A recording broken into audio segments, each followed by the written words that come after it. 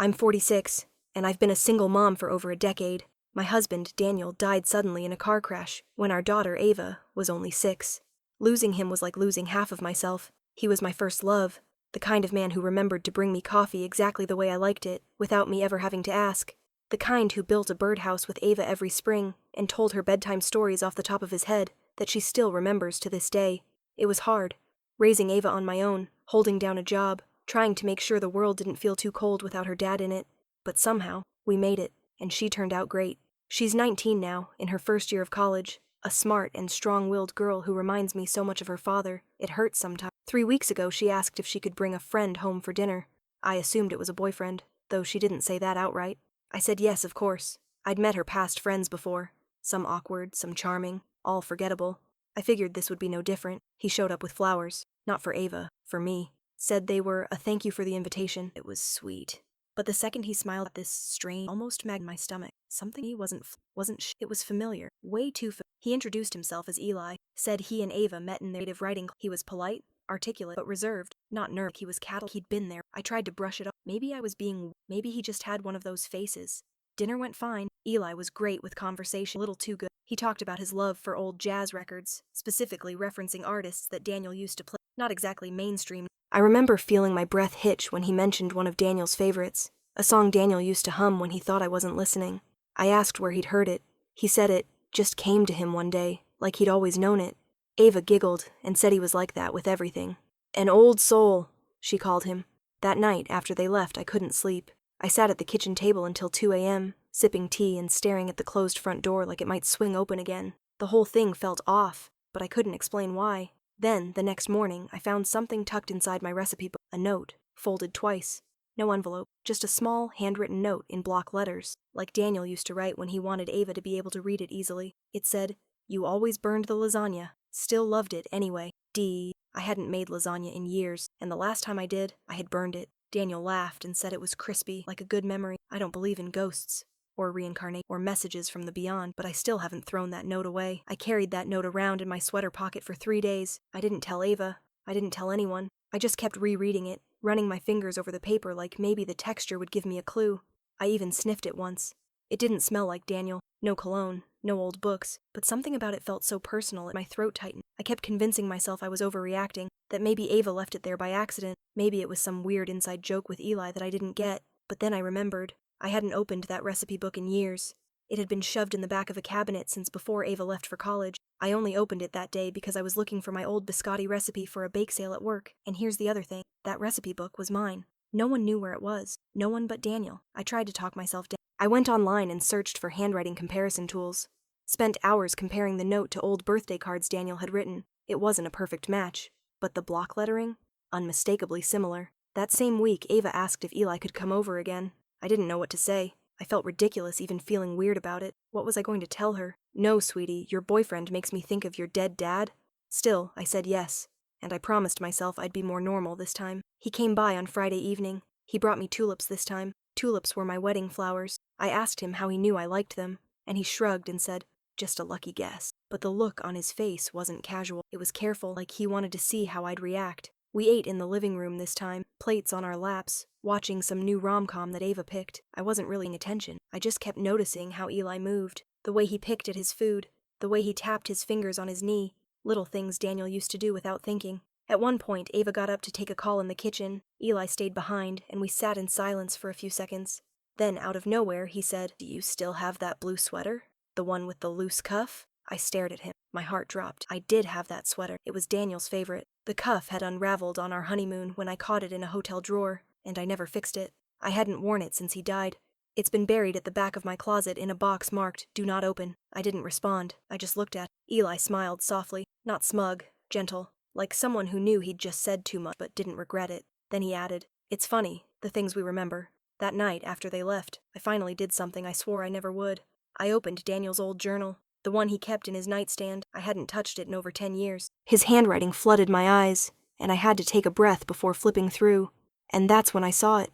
A line on the very last page, dated 2 weeks before he died. It read, "If I ever come back, I hope I remember the lasagna." I dropped the journal. I didn't sleep that night. I sat on the floor next to the journal, knees pressed to my chest, just staring at that last sentence. over and over, reading it like maybe it would change. But it didn't. If I ever come back, I hope I remember the lasagna.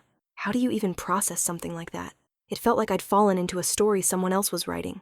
I tried to rationalize it. Maybe I'd read it years ago and just forgot. And now my brain was stitching coincidences into something more than it was. But that didn't explain Eli.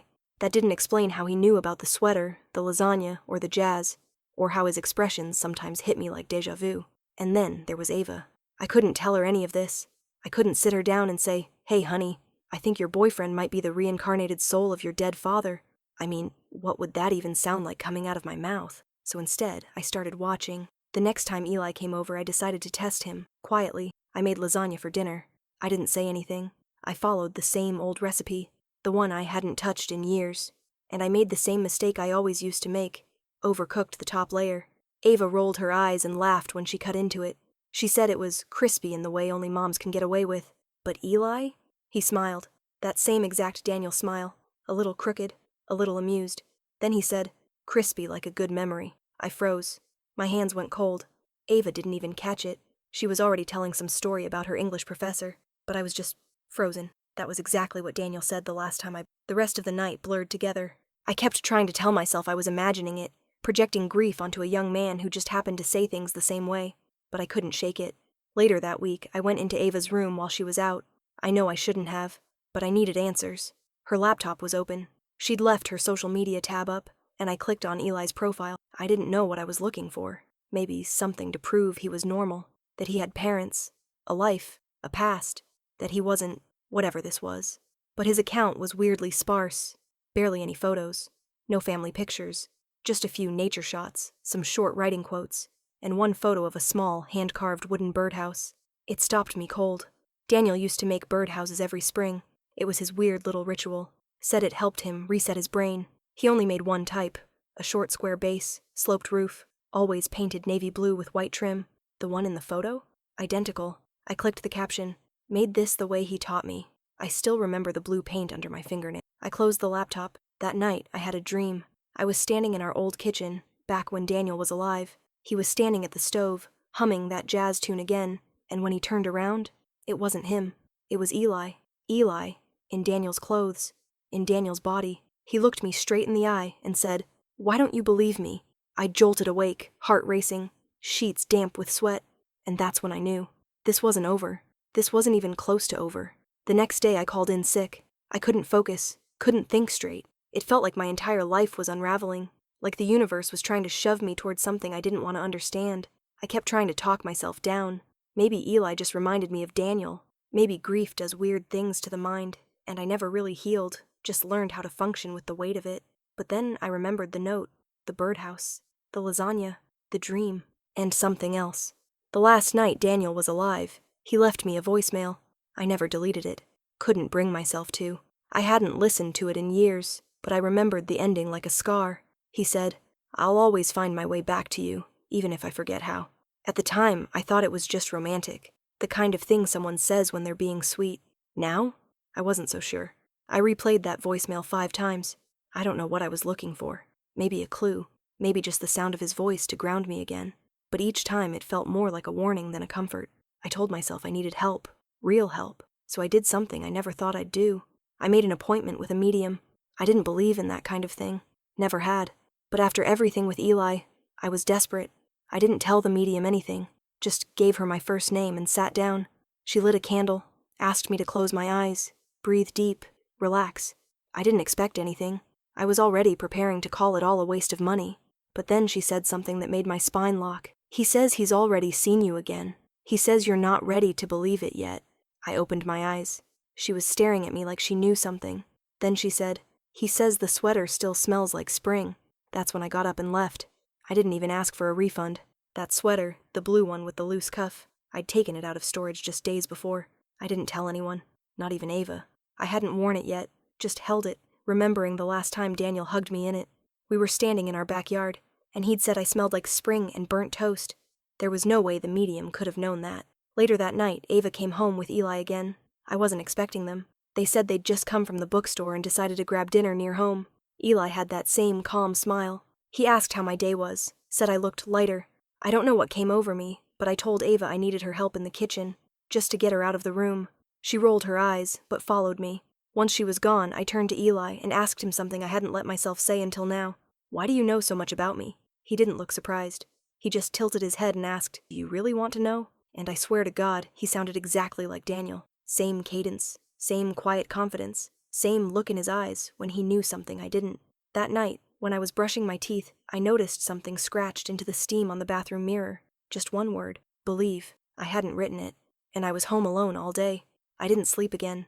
Every creak in the house felt louder than usual, every shadow a little too still. I kept staring at the bathroom mirror like the word might fade, but it didn't.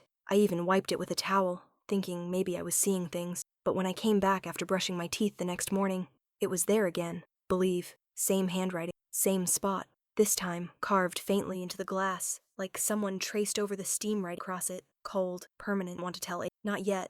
I wasn't sure what I believed anymore, and I didn't want to drag her into something that might have just been my grief spiraling. But deep down, I didn't think this was grief. I didn't think I was imagining. I thought something was really happening, and the worst part?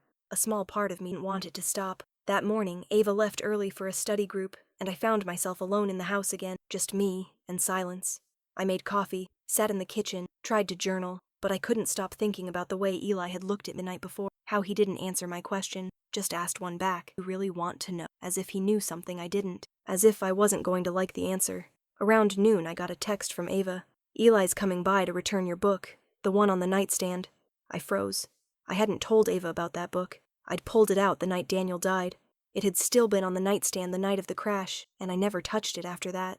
A memoir about grief, one Daniel had gifted me during a rough patch in our marriage. It wasn't exactly light reading. It wasn't something you borrowed. It wasn't even something I remembered Ava noticing, but somehow Eli had found it. I stood in the hallway and stared at the book sitting on my nightstand, still there, unmoved, still had Daniel's old receipt tucked into the first chapter as a bookmark. I opened it slowly. The receipt fell out, but something else was there now, a loose scrap of notebook. The answer is yes. I remember everything. D. I dropped the book. Then I heard the doorbell. I didn't move at first. The doorbell rang again, slower this time, almost polite. I stood frozen in the hallway, one hand still hovering over the book, the note now lying on the floor like it had always been waiting. I wanted to believe this was a trick, a prank, a coincidence, but nothing about this felt random anymore. Every piece fit too perfectly, too intimately. I finally walked to the front door and opened it. Eli stood there, calm as ever, holding a paper bag with a used bookstore's logo on it. He said he'd picked something up for Ava. I nodded, not really hearing him, not really caring about what was in the bag. I asked if he wanted coffee. He smiled, Daniel's smile, and said yes. Just a splash of cream, no sugar. Exactly how Daniel drank it. I didn't react. I just turned around and walked to the kitchen, hands shaking. When I handed him the mug, he looked at me for a second. He was reading something, like he knew I'd found the. Then he said, without being asked, I didn't write that book note today. He didn't say it defensively, didn't ask if I'd found it. He just knew. I asked him how he knew about the sweater, the birdhouse, the lasagna, the journal entry, how he knew about the receipt tucked into that memoir, about the mirror, about me. He just looked down into his coffee and said, I wake up knowing things I'm not supposed to know, things I don't remember learning, but I feel like I've always known them. Sometimes it's just small stuff, a smell, a phrase, a street I've never walked but still recognize. Then he looked me in the eyes and said, but when I met Ava, something clicked. I didn't know why. Not at first. Then I saw your name on her phone, and it was like everything came flooding back. I couldn't speak. I just stared at him, waiting for something to break the moment. A laugh, a twist, anything that made this normal again. But then he reached into his pocket and pulled out a key. He placed it on the table between us. My stomach, it was old, bronze, worn smooth at the edges. I recognized it immediately. It was the spare key to the lake cabin Daniel and I used to escape to when it got hard. The one we hid behind the loose brick in the chimney. The cabin had been sold years ago. We never got the. I hadn't seen that for a decade. I've been carrying it since I was 14, Eli said quietly. Found it in a box of junk at a garage sale, miles away from. I didn't know why I just knew it meant something. That was when my vision. The room suddenly felt too small. I didn't scream. I didn't ask questions. I just whispered, what are you? And Eli answered, just as quiet, I'm a second dance. What to say to them? A second dance. The words kept echoing in my head long after. He didn't stay for more than 10 minutes after he gave me the key. Said he didn't want to overwhelm me. Said he understood if I didn't want to see him again. But I did. And that was what scared me most. Because deep down, under the shock, under the fear and disbelief, there was a quiet hum of relief, like something that had been cracked inside me for 10 years had suddenly shifted, maybe not healed, but moved. After he left, I sat with that key in my palm for hours. And then I did something I hadn't done in years.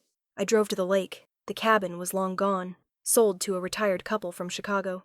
I didn't go to the property. I just sat in my car on the opposite side of the lake, watching the trees sway like they used to when Daniel and I would lay on the dock in the dark, listening to crickets and talking about the future. The key was still warm in my hand, like it had a pulse.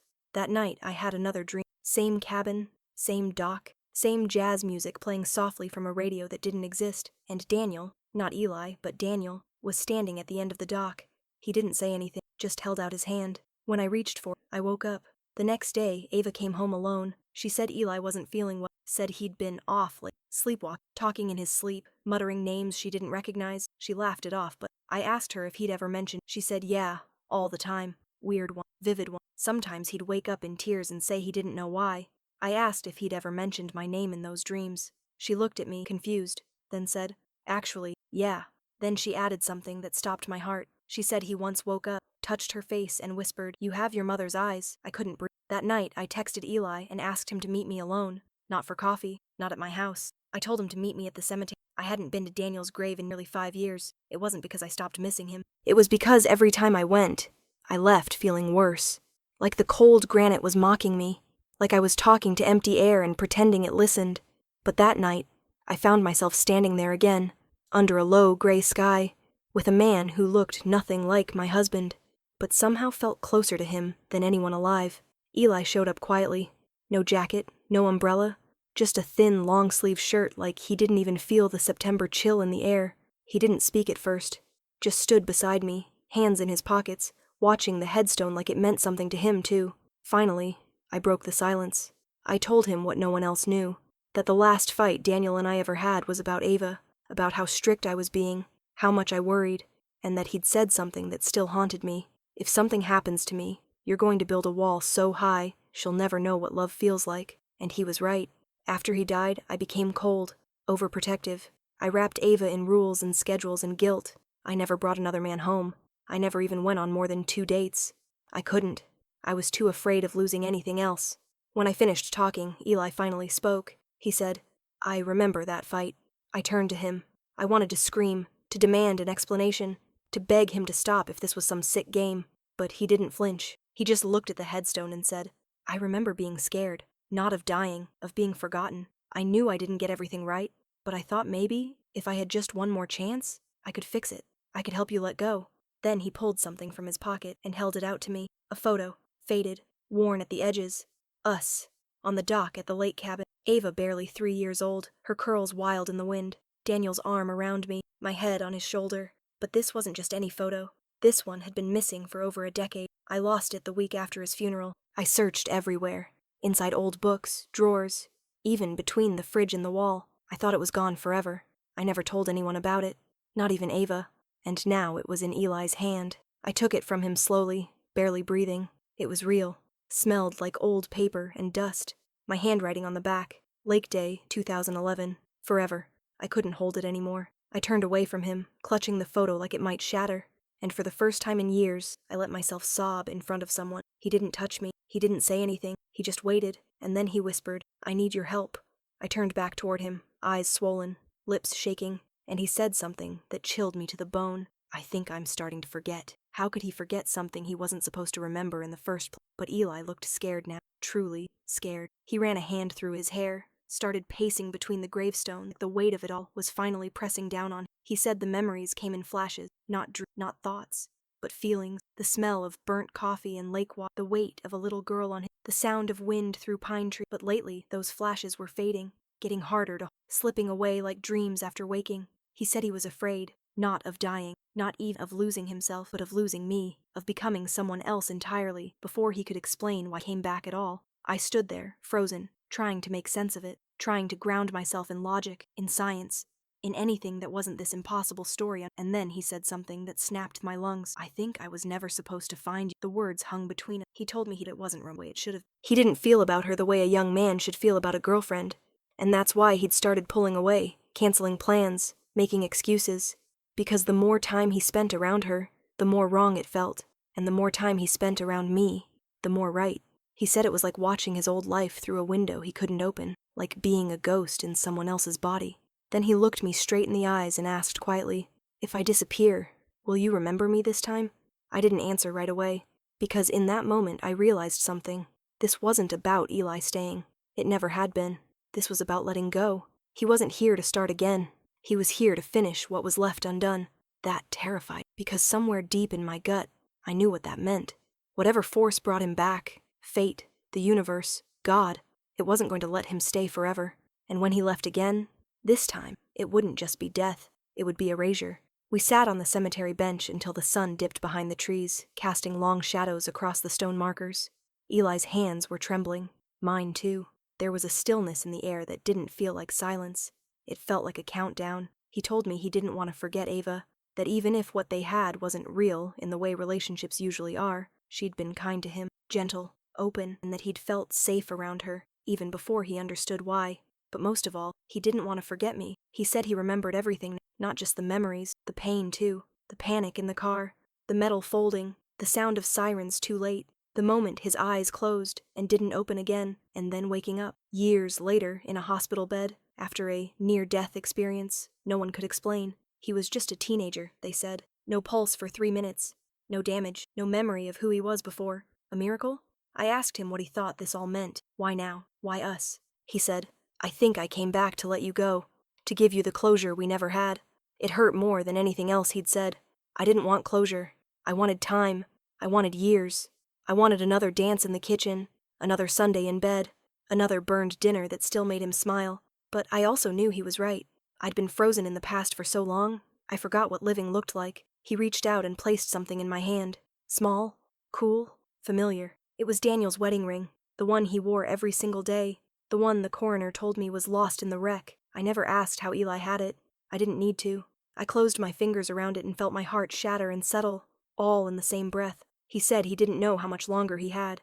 That lately, when he looked in the mirror, it wasn't just his memories fading. It was him. He was starting to forget who he was before this life, before Ava, before the lake, before me. I didn't cry. I thought I would, but I didn't. I just leaned over, kissed his forehead, and whispered the last thing I ever said to Daniel before he left for work that morning. I'll see you again. He smiled. Not Eli's smile, his. And then he stood up, turned away, and walked slowly toward the far end of the cemetery. By the time I blinked, he was gone. No footprints in the dew, no sound of leaves, just empty space where he'd been. I sat there with the ring in my palm and the sun slipping over the horizon. For the first time in over a decade, I felt free, not happy, not yet. Update. It's been 2 months. Ava doesn't talk about Eli, and I don't press. She said he transferred to another campus suddenly. No goodbye. Just a note on her dorm door that said, thank you for everything. Take care of her. She assumed he meant her roommate, but I knew better. I wear Daniel's ring on a chain around. I talk to him sometimes, out loud, when no one's around. Not because I'm hoping for another sign, but because I finally believe he heard me the first time. People don't come back. Not really. But sometimes, for a moment, they do. And that moment can change everything.